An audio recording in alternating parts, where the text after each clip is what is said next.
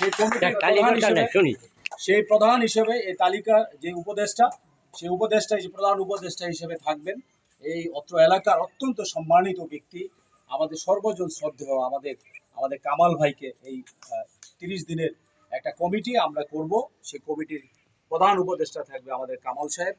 এইখানে দ্বিতীয় জন থাকবে আমাদের এই এই এই মসজিদে যিনি মোতোয়াল্লি, শ্রদ্ধেয় মোতোয়াল্লি, আল্লাহ তাকে অসুস্থ করেছেন, তাকে আল্লাহ যেন সুস্থতা দান করেন, মিজানুর রহমান, উনি থাকবেন এই কমিটিতে।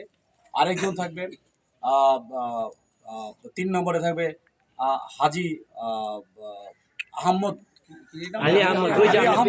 আলী আহমদ সাহেব, উনি এই কমিটিতে উনি থাকবেন। আলী আহমদ সাহেব থাকবেন।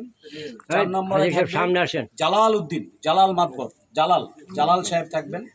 আর 5 নম্বরে থাকবেন আমাদের আবুল বাশার সাহেব, যেহেতু এই মসজিদের দীর্ঘদিনের উনি সভাপতি এবং সে এখানে দায়িত্ব পালন করেছেন।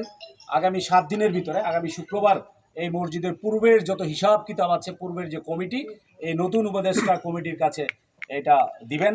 এবং নতুন উপদেষ্টা কমিটি এই 30 দিনের ভিতরে এই এলাকার এই পারান মৌজার মধ্যে যতগুলো বাড়িঘর আছে, যতগুলো এখানে ভাড়াটিয়া কিংবা যারা এখানে বসবাস করে, সকলের তালিকা এই মসজিদে নিয়ে নেবেন, তালিকা করবেন। যদি এতে করে যদি একটু দেরিও হয় 30 দিনের পরে, সেইটা আমরা যারা জুরি বোর্ড আছি আমরা এটা সিদ্ধান্ত নেব, যদি ওনাকে রিভিউ করতে একটু টাইম, সেটাও আমরা করে দিব।